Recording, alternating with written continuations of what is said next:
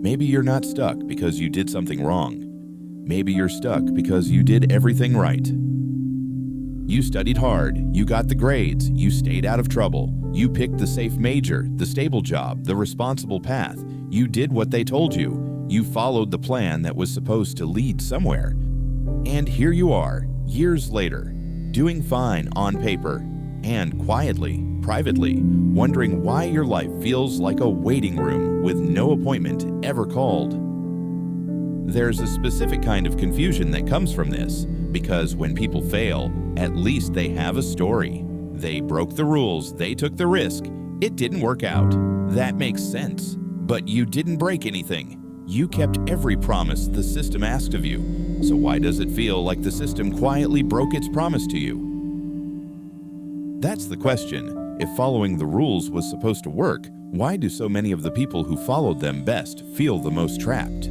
The answer is deeper than laziness or bad luck or a slow economy. And once you see it, you'll understand why the very things that made you safe are the same things keeping you stuck. You'll see that the trap was never something that happened to you. It was something you were taught to build, brick by careful brick, and to call it a life. Let's start with the contract, because somewhere along the way, you signed one. Not on paper. You signed it with your time, your obedience, your 20s. The contract said something like this: work hard now, and you'll be rewarded later. Sacrifice now, and you'll be happy later. Follow the path, stay realistic, don't do anything stupid, and life will take care of the rest. It's a beautiful contract. It lets you trade something uncertain, your own judgment, for something that feels solid, a plan. And almost no one ever reads the fine print because the contract was handed to you before you were old enough to question it, by parents who meant well, by teachers who believed it, by a culture that repeats it so constantly it stops sounding like an opinion and starts sounding like gravity. So you didn't choose the plan, you inherited it. And you spent years executing it flawlessly, never once asking the only question that mattered. Reward me with what exactly? Notice how strange that is. You committed a decade of your one life to a deal whose payoff was never actually written down. Happiness, security, arrival. These were always vague, always somewhere ahead, always just past the next requirement. And vagueness, it turns out, is the most useful tool a system has, because a reward you can't quite picture is a reward you can chase forever. Here's where it turns into something else, because following rules, when you do it long enough, stops being a choice. It becomes a reflex. It becomes who you are.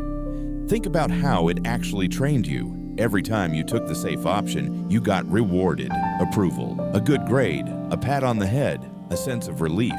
And every time you considered the risky, alive, uncertain thing, you felt fear and you learned to back away from it. Do that 10,000 times and something quietly rewires inside you. You don't just follow rules anymore. You become addicted to certainty. You start needing to know how things will turn out before you'll even begin. You outsource your decisions to whatever path looks safest, most approved, least likely to disappoint anyone. And slowly, your fears stop announcing themselves as fear. They put on costumes. The fear of failing dresses up as being realistic. The fear of judgment dresses up as being humble.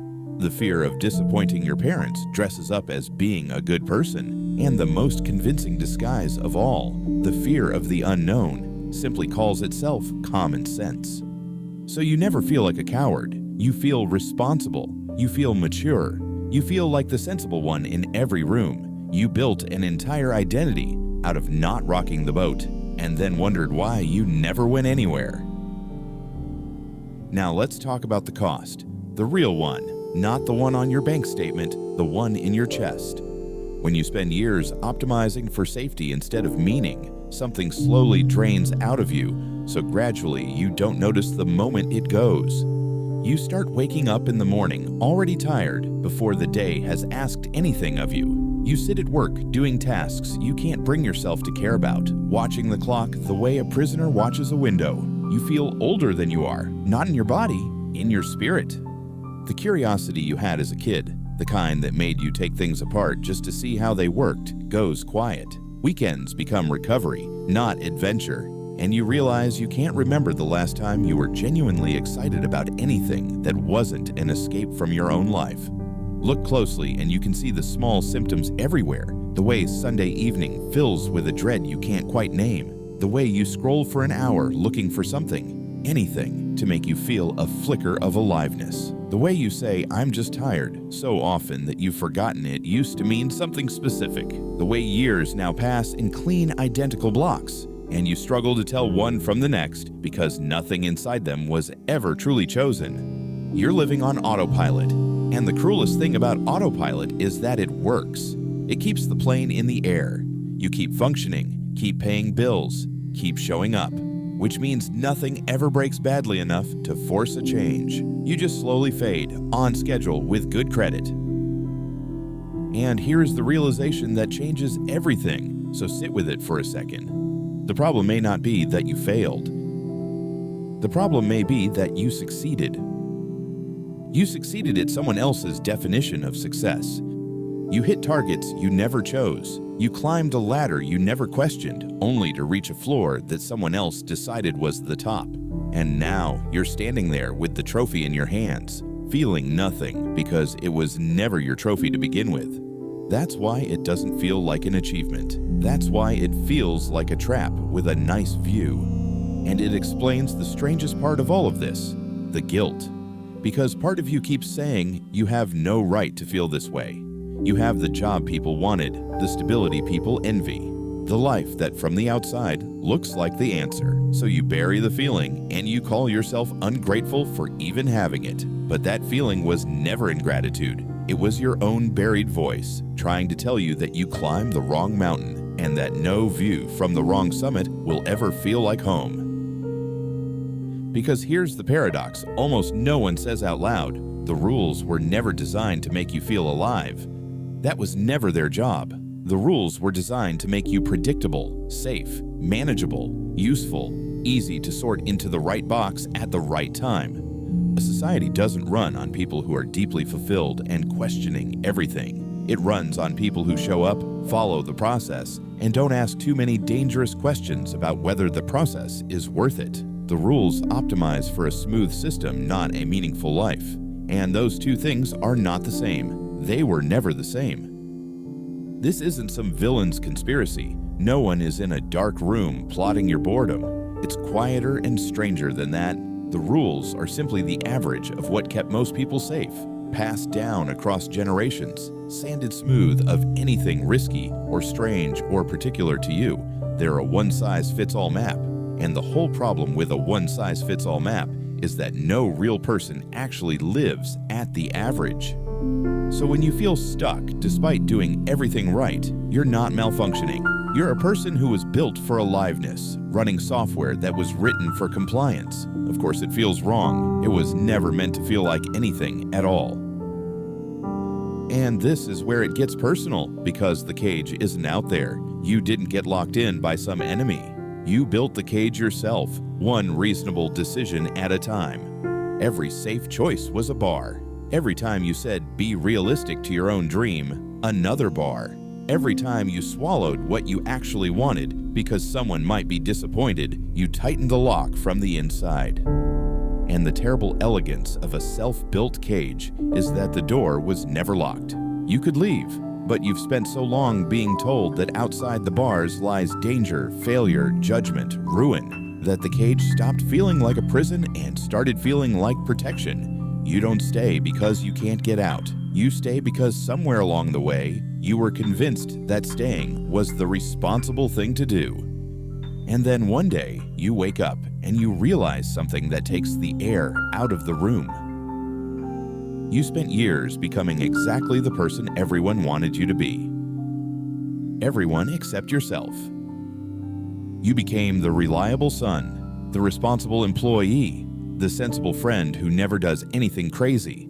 You became so good at meeting other people's expectations that you lost the thread of your own. And now, when you try to ask what you actually want, there's a long, frightening silence because you haven't spoken to that part of yourself in years. That silence is the real reason you feel stuck, not the job, not the city, not the money, the silence where your own voice used to be. And it's a haunting thing to sit with, to realize there was a version of you somewhere back there who wanted things, strange things, specific things, things that didn't fit the plan. And one by one, you told that version to be quiet, to be realistic, to grow up, until eventually he stopped speaking. He's not gone. He's just waiting to see if you ever come looking for him again. So let me offer you something. Not a 5-step plan, not follow your passion, just a different way to see the thing you're standing in. Being stuck is not the end of your story. It's the moment the inherited story finally ran out of road. The plan took you as far as it could, and then it stopped because it was never going anywhere that mattered to you. The emptiness you feel isn't proof that you're lost. It's proof that some part of you is still awake enough to know this isn't it. The people who never feel stuck aren't free. They're just asleep. The fact that it hurts means you're not. The discomfort is not your enemy. It's the last honest signal you have left, and it's pointing somewhere. You don't have to burn your life down. You don't have to quit tomorrow or move across the world. You just have to do one thing that no rule ever taught you to do.